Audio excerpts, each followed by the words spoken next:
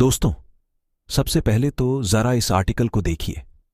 साल 1528 में मीर बाकी, जो बाबर का सेनापति हुआ करता था, उसने अयोध्या में बाबरी मस्जिद की नींव रखी थी। ये मस्जिद ठीक उसी जगह पर बनाई गई जहां प्रभु श्रीराम का जन्म हुआ था, और इसे बनाने के लिए वहां पहले से मौजूद मंदिर को ध्वस्त कर दिया गया था। अब मुगलों ने भगवान को उनके घर से तो निकाल दिया, पर इन्हें कौन बताए कि भारत के लोगों के तो दिलों में राम बसते हैं, और श्री राम के प्रति हमारी यही श्रद्धा है जिसने सालों तक चले कोर्ट केस के बीच भी किसी के मन से राम मंदिर बनने की आस को खत्म नहीं होने दिया। अब करीब 500 सालों के इंतजार के बाद 2019 में सनातन की जीत हुई है, और 22 जनवरी 2024 के दिन रामलला टेंट से निकलकर एक बार फिर से मंदिर में निवास करने जा रहे हैं। पॉसिबल है कि जब आप ये वीडियो देख रहे हो उस समय तक राम मंदिर में प्राण प्रतिष्ठा समारोह पूरा हो चुका हो, लेकिन अगर आप अपने धर्म के प्रति वफादार हैं तो फिर बाबरी मस्जिद के निर्माण से लेकर फिर से राम मंदिर बनने तक के इस सफर को आपको जरूर जानना चाहिए। तो 200 साल 1526 में मुगल साम्राज्य शुरू होने के महज 2 साल बाद ही, यानी 1528 में बाबर के कहने पर उसके सेनापति मीर बाकी ने अयोध्या में राम मंदिर को तुड़वा दिया और उसकी जगह पर एक मस्जिद बनवाई जिसका नाम बाबर के सम्मान में बाबरी मस्जिद रखा गया। अब मुगल काल में सिर्फ अयोध्या का राम मंदिर ही नहीं बल्कि हजारों मंदिर तो ढह गए थे, जिनके सबूत आज भी हमें देश के कोने कोने में देखने को मिल जाते हैं। पर उस टाइम बाबर ने विरोध की हर आवाज दबा दी और हिंदुओं को उनके ही देश में उन्हीं के भगवान से दूर रखा गया। पर इस कहानी में ट्विस्ट उस समय आया जब साल 1813 के आसपास फैजाबाद के ब्रिटिश ऑफिसर ने एक रिपोर्ट तैयार की जिसमें उन्होंने मस्जिद के अंदर हिंदू मंदिर जैसी कलाकृतियां मिलने का जिक्र किया था। और दोस्तों, इस रिपोर्ट के सामने आने के बाद ही पहली बार हिंदू संगठनों ने दावा किया कि बाबर ने साल 1528 में राम मंदिर ध्वस्त कर मस्जिद बनाई थी। इस तरह के दावे सामने आने के बाद हिंदू और मुस्लिमों के बीच नफरत की आग जलने लगी और साल 1853 में अवध के नवाब वाजिद अली शाह के समय पहली बार अयोध्या में सांप्रदायिक हिंसा हुई। हालांकि इसके बाद भी हिंदू और मुस्लिम एक ही जगह पर पूजा और नमाज अदा किया करते थे। पूजा और नमाज एक ही जगह पर, आप सोच रहे हैं ना कि आखिर कैसे? तो चलिए इसकी भी स्टोरी को हम आपको बताए चलते हैं। एक्चुअली 1717 यानी कि बाबरी मस्जिद बनने के 190 साल के बाद जयपुर के राजा जय सिंह प्रति हैं। वो पहले शख्स थे जिन्होंने मस्जिद और उसके आसपास की जमीन को हासिल करने की कोशिश की थी, जिससे कि वो एक बार फिर से वहां पर राम मंदिर बनवा पाए। लेकिन लाख कोशिशों के बाद भी राजा जय सिंह ज्योति को कोई कामयाबी नहीं मिलती है, जिसके बाद वह मस्जिद के पास एक चबूतरा बनवाते हैं और उस चबूतरे का नाम राम चबूतरा रखते हैं ताकि प्रभु श्रीराम में आस्था रखने वाले लोग पूजा कर सकें। अब जब साल 1855 में हिंदुओं को आंतरिक परिसर में जाने पर रोक लगा दी गई जहां मुस्लिम नमाज अदा करते थे, तब हिंदू मस्जिद के बाहर बने इसी राम चबूतरे पर ही पूजा किया करते थे या चबूतरा। विवादित ढांचे के परिसर के अंदर मुख्य गुंबद से 150 फीट दूर बनाया गया था।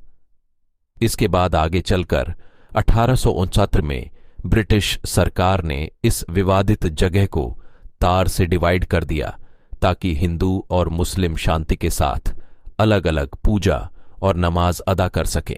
अब दोस्तों, साल 1859 में हुई इस घटना के करीब 26 साल बाद यानी 1885 में राम जन्मभूमि की ये जंग अदालत पहुंची, जहां निर्मोही के महंत रघुबर दास ने फैजाबाद के न्यायालय में बाबरी ढांचे के बाहरी आंगन में स्थित राम चबूतरे पर बने अस्थायी मंदिर को पक्का बनाने और छत की मांग की, जिस पर जज ने यह फैसला सुनाया कि वहां हिंदुओं को पूजा अर्चना करने का तो अधिकार है, लेकिन वो मंदिर को पक्का बनाने और छत की अनुमति नहीं दे सकती।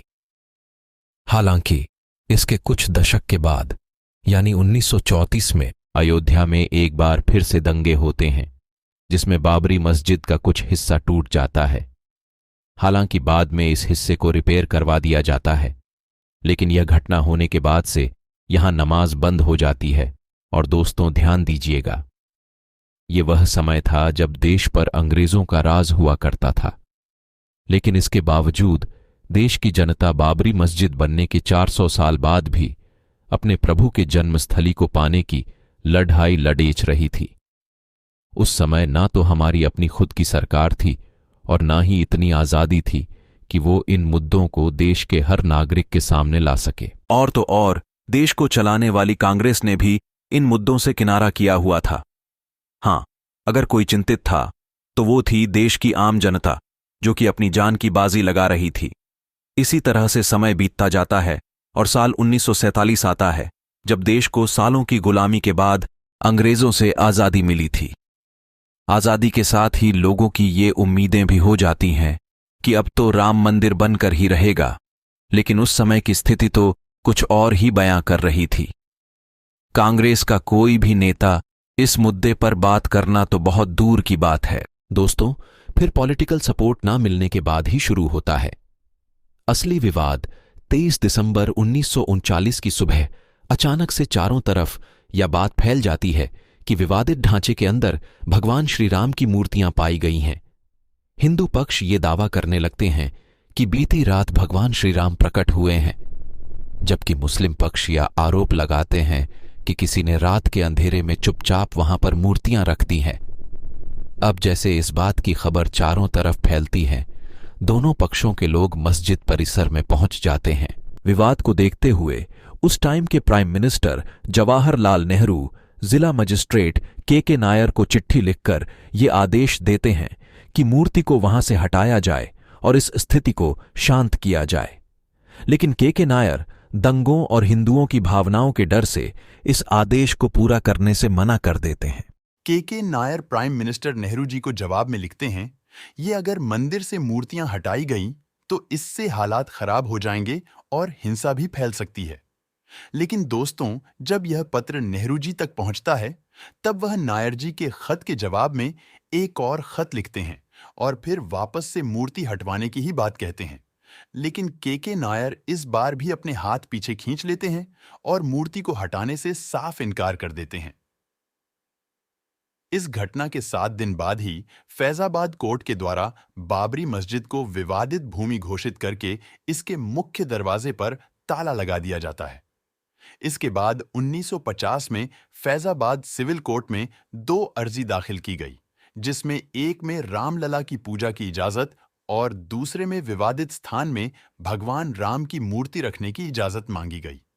हालांकि 9 साल के बाद तीसरी अर्जी भी 1959 में, जिसमें निमोही अखाड़ा ने विवादित जगह पर मालिकाना हक जताया था, लेकिन फिर इसके 2 साल बाद यानी 1961 में बोर्ड ने भी कोर्ट में अर्जी लगाई और मस्जिद व आसपास की जमीन पर अपना हक जताया।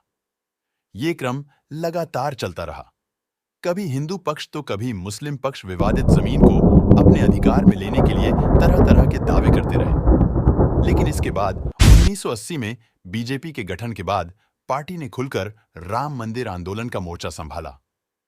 वहीं दूसरी तरफ राष्ट्रीय स्वयंसेवक संघ और विश्व हिंदू परिषद ने भी राम मंदिर की लड़ाई को तेज कर दिया था। राम जन्मभूमि को आजाद करवाने और उस पर लगा ताला खुलवाने के लिए 24 सितंबर 1984 को बिहार के सीतामढ़ी से राम जानकी रथ यात्रा शुरू हुई, जिसमें हजारों लोग इस यात्रा के साथ जुड़े।